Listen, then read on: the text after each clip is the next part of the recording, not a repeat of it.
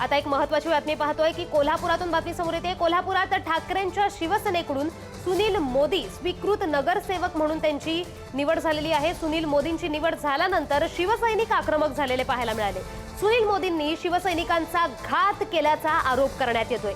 विशाल देवकुळेंच्या ऐवजी ऐनवेळी सुनील मोदींचं नाव जाहीर करण्यात आलं। नाराज शिवसैनिकांचं शिवसेना शहर कार्यालयासमोर म्हणूनच आंदोलन सुरू झालंय। तर या संदर्भात अधिकची माहिती देत आहेत आमचे प्रतिनिधी शेखर पाटील। तर शेखर, काय सांगाल, काय एकूणच वातावरण आहे आता?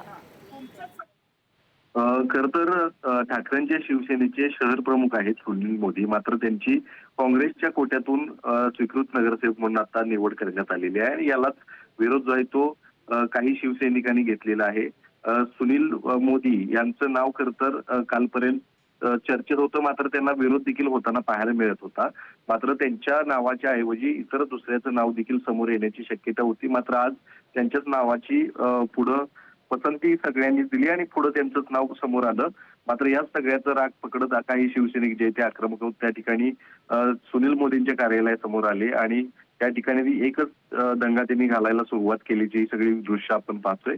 खर तर स्थायी समिती आणि इतर काही समिती आहेत, त्या समित्यांमध्ये देखील काही नावं आपले असावीत असा देखील त्या ठिकाणी अनेकांचा प्रश्न होता। मात्र त्या ठिकाणी देखील नावं ज्याची आपल्या मर्जीतली घेतली गेली नसल्यास देखील काहींनी आक्षेप घेतलेला आणि त्याचवरून हे सगळे शिवसैनिक आक्रमक झाल्याचं पाहायला मिळते। मात्र काही वेळानंतर हा सगळा तणाव जो आहे तो आता निवळलेला आहे आणि शिवसेनेच्या एका पदाधिकाऱ्यानं शिवसेनेच्याच कार्यकर्त्यांमध्ये खर तर अशा पद्धतीने घात केल्याचं ही सगळा आरोप करण्यात आले। त्यामुळे निश्चित या सगळ्या राजकारणात पुढे नेमके काय घडामोडी घडतात ते पाहणं गरजेचं। जी धन्यवाद शेखर दिलेल्या माहितीबद्दल।